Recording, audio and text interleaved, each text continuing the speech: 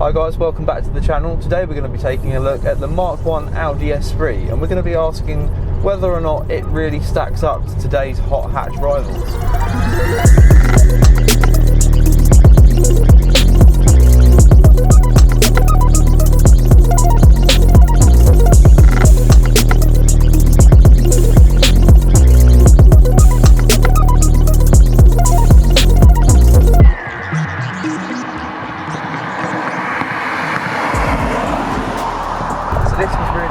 As far as I'm aware, and again apologies, I'm not an Audi expert, I don't know a huge deal about their history, but this is really where Audi took their Quattro all-wheel drive format and brought it to the hatchback market, kind of marking not their first, I doubt their first ever hot hatch, but their first big kind of grown-up hatch, if you like, the car that does it all. Of course, the Audi A3 by definition is a hatchback that's supposed to do everything.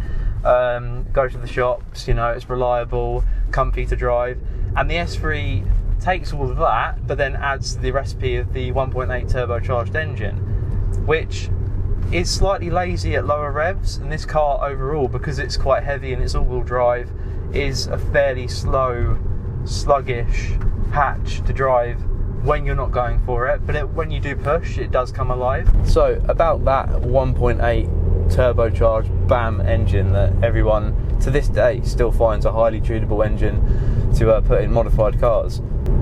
It's a nice engine, and in this car it fits the recipe of the S3, which is not to be an all-out, you know, fire-breathing hot hatch, but to do all things, which is what Audi intended. You can go for a Sunday afternoon blast in this car, but then take your wife and kids shopping if you want, albeit in a 3-door is a bit difficult, but it's still got that capability. You could sit on a motorway and do a 300-400 mile trip, and this car wouldn't give you a sore back or a headache. It's very refined in terms of the way it behaves, but that doesn't mean that it's not fun to push on when you get the chance to. The 1.8, the later revised BAM engine that this car came with from factory, had a 225 horsepower output, up from 15 horsepower from the original Phase 1 Mark 1, if you like, and that today still stands.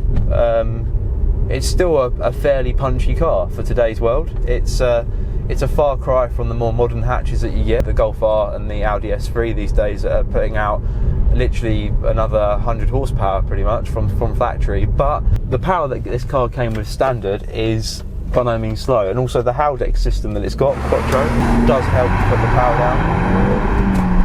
So this car's very much old school in the way it delivers its power. The power's still there,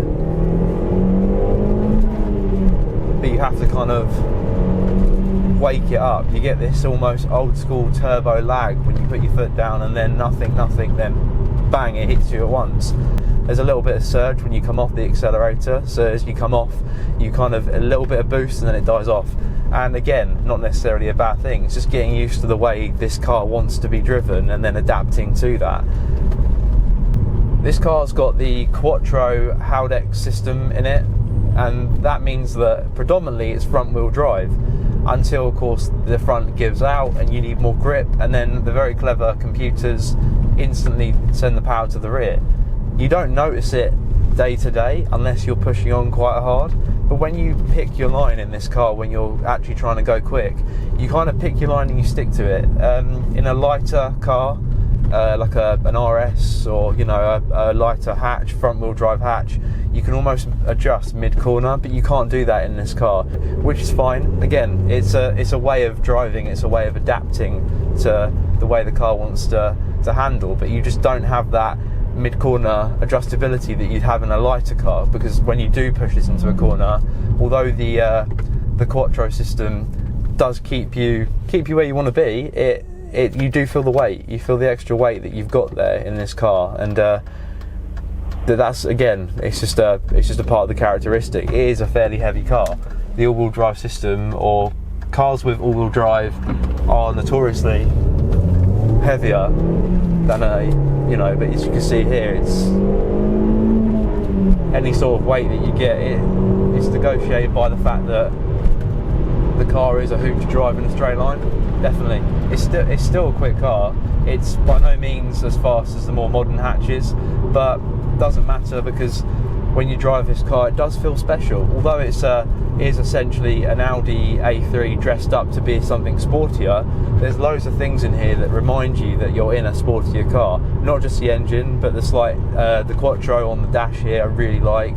The dash itself is the interior quality. This car was ahead of its time when it was built, I don't doubt that for 1 second. I mean, everything in this particular car works, so it's helping to create the illusion that you're in something far more modern than you actually are, because I haven't got the annoyances of things like LCD screens on the front of the dash not working, or certain buttons in the interior have gone out or whatever. This car has none of that, so it is a really, really lovely example, and that's definitely helping towards the fact that this car feels so new to drive. But yeah, again, there are loads of different things in here that make it feel a lot more special. The Mark 1 Phase 2 S3 has a few extra bits on it anyway to remind you that it's a bit sportier. I think they put bigger S3 badges on it. They put a strut brace at the front and the engine that you'll see here. That was kind of another optional extra later on the Phase 2 Mark 1s. And yeah, there's loads of little different bits in this car that kind of nod towards it being a quick, sporty model. The car's actually only done 88,000 miles. I say only, it sounds like a lot. Bear in mind this car is 18 years old. That is incredibly low mileage, and it does show. The actual condition of this car inside and out is pristine. So, I mean, the interior, the Recaros, which are very, very comfy, and this whole cabin is a very, very quiet, refined, nice place to be in, especially because the car is unmodified.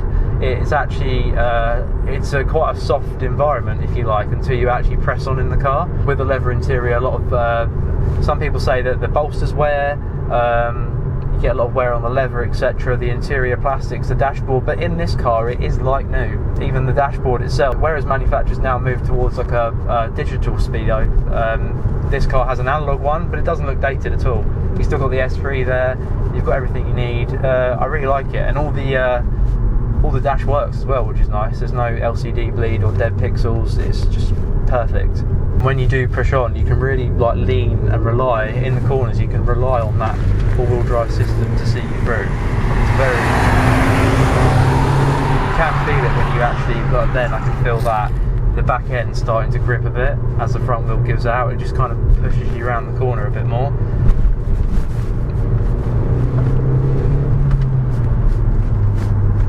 As a car to get you from A to B, it's fantastic. As a car that you want to take out and go for a hoon-in, not really quite there.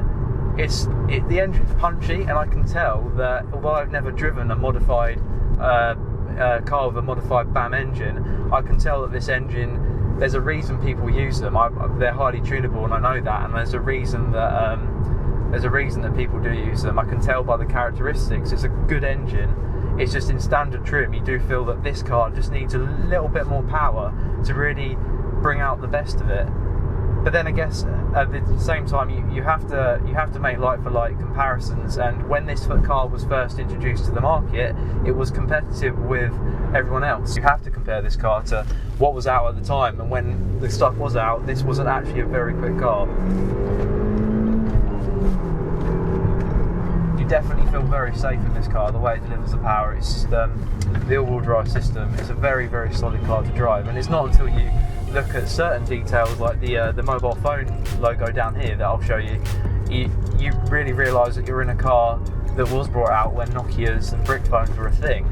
Because the interior is that well put together, it's probably got less rattles than the Fiesta that I daily, and that's an 18 plate, which is testimony to Audi and the fact that this car, when it was brought out, was really ahead of its time, because it still holds its own today.